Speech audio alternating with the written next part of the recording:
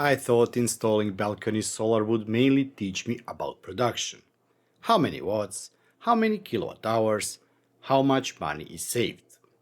But after tracking this Zendure setup for months, I think the more useful question is actually much simpler. Was it worth it? And my answer is yes, but not for the reason I expected. This system did not turn the property into some off-grid paradise. It didn't magically erase the power bill. And it definitely did not behave like the perfect marketing graphs you see online. Instead, it taught me something much more useful. Small solar systems are not really about maximum production. They are about matching production to real usage. And once I started looking at that, the whole system made a lot more sense. Over the last few months, I tracked sunny days, cloudy days, storms, hail, strong winds, battery behavior, self-consumption, panel angles, shading, and even what happens when robots start charging during the day. And somewhere in the middle of this stopped being a solar review and turned into a long-term reality check. So today I want to show you what worked, what didn't work, what surprised me, and whether this setup actually met my expectations. We'll be starting in a couple of seconds.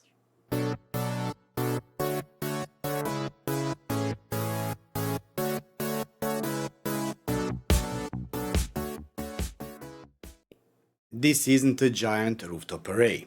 It's a small balcony setup at my smart vineyard property. A Zendure SolarFlow 800 Pro. Two 430-watt bifacial panels mounted on the balcony railing. Battery storage, home assistant integration, and Shelly Pro 3M tracking the entire property. On a paper, it sounds simple.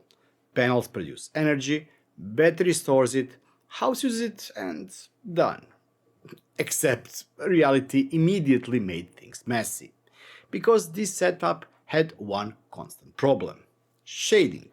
Not catastrophic shading, just real life shading. Trees, branches. A bit of shadow at exactly the wrong time. The kind of thing most marketing videos politely pretend doesn't exist. And that's exactly why I wanted this to be a long-term review, because one sunny day tells you almost nothing. When I installed this, I was obsessed with peak power. 800 watts, 1000 watt spikes. Big numbers, and yes, I did hit over 1 kilowatt peak production. That looks fantastic in a screenshot. But data quickly made me a little less impressed with myself. One day with huge peak still produced only around 3.4 kilowatt hours. Another day never reached 800 watts and still produced over 4.5 kilowatt hours. That was the first big lesson.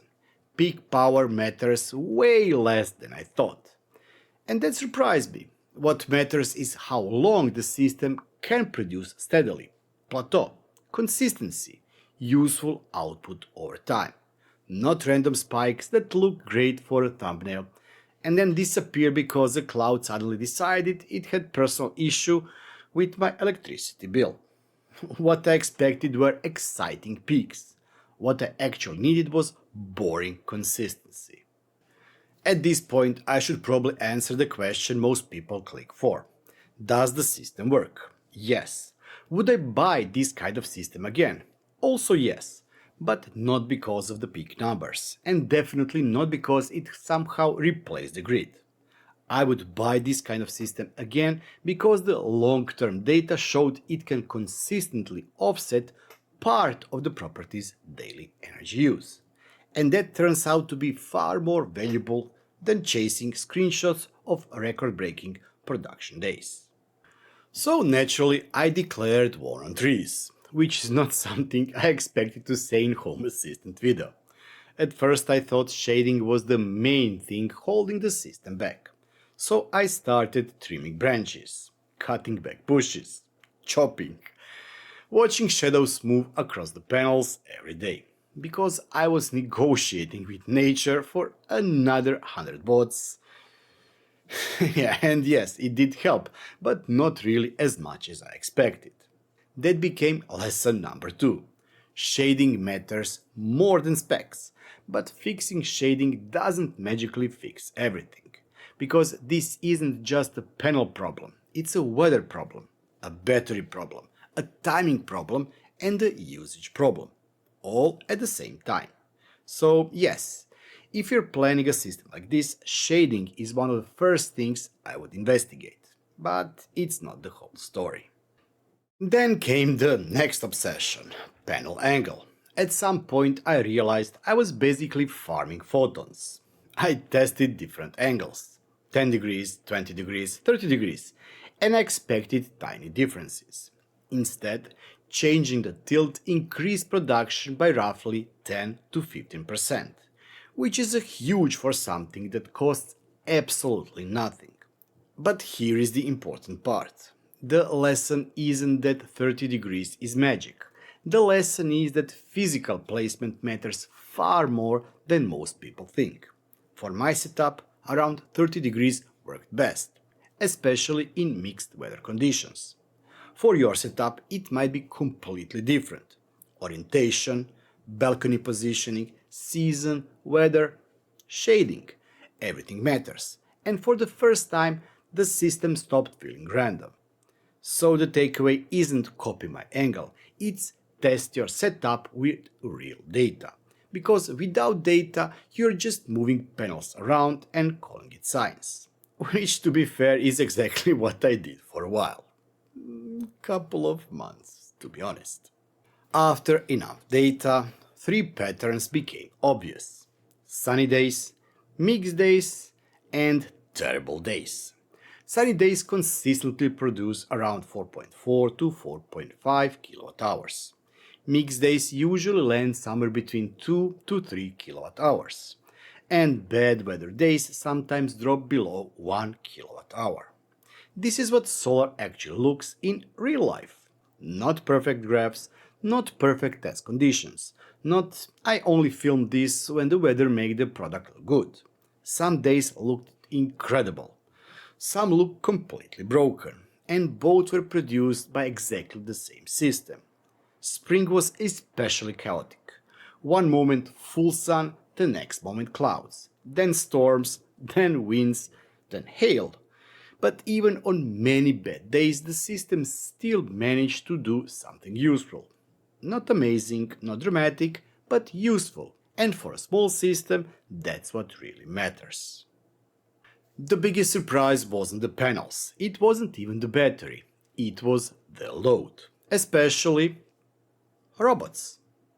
Because over time I noticed something weird. The more automated the property became, the better the solar system behaved. Luba was charging, Neomo was charging, Limo was charging, Switchbot robots were charging, the S20 from Switchbot was drying them up, and at that point robots became the biggest daytime consumers on the property. Which sounds bad, except they were consuming energy exactly when solar production was highest. So instead of pushing energy somewhere else, or relying entirely on the battery, the property was using it instantly. And that completely changed how I think about small solar systems. The robots didn't just consume energy, they made the solar system more useful. Because they turned daytime production into actual work. And that's where this system really started making sense. So, after months of tracking data, did this setup meet my expectations? Yes, but not in the way I was originally expected. I thought I'd care most about production. Instead, the more important question became how much of that energy did I actually use? And the answer was surprisingly high.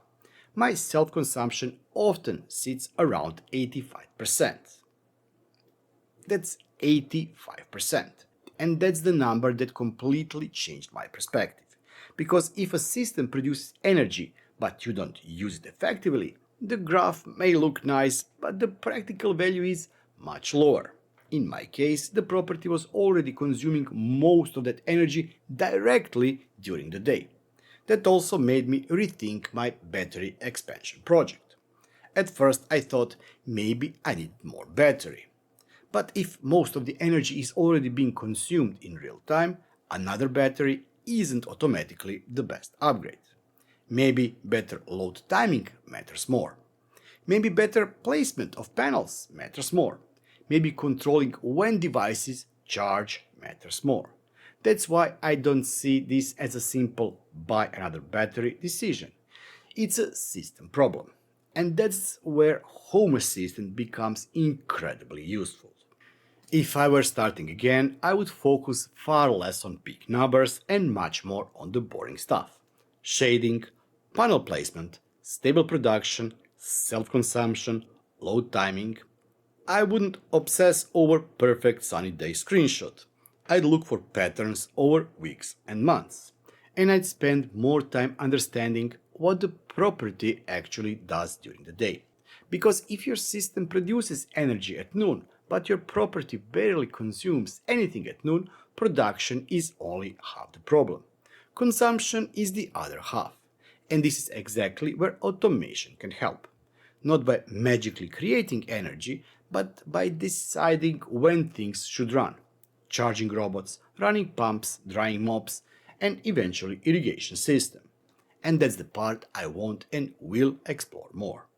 Once I started looking at it in that way, I realized solar is already everywhere on this property.